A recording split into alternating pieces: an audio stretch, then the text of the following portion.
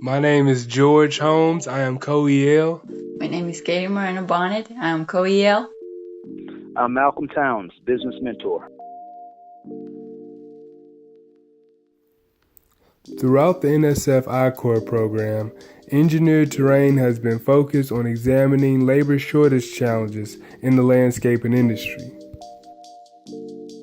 Our initial meetings were focused on governmental maintenance operations that maintain over 2,000 acres of green space in Detroit, Michigan, and on to San Antonio and Houston, Texas.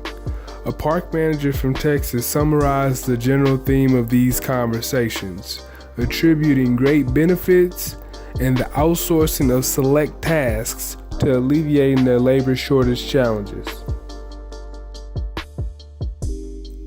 Moving forward to Los Angeles, California, Louisville, Kentucky, and Charlotte, North Carolina, Engineered Terrain completely shifted its strategy, focusing on owners of landscaping companies as opposed to governmental organizations.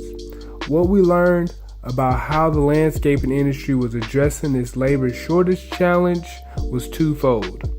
Number one, many companies were focused on growing their profit margins as opposed to growing their overall revenue.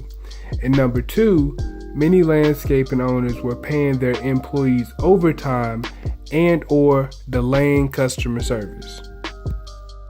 At the beginning of this program, Engineered Terrain believed it could bring value to all landscaping companies. After 7 weeks of customer discovery, our team have been able to narrow it down to a specific customer archetype. The competition right now, let me just say, it's finding labor. It's not getting the dollars.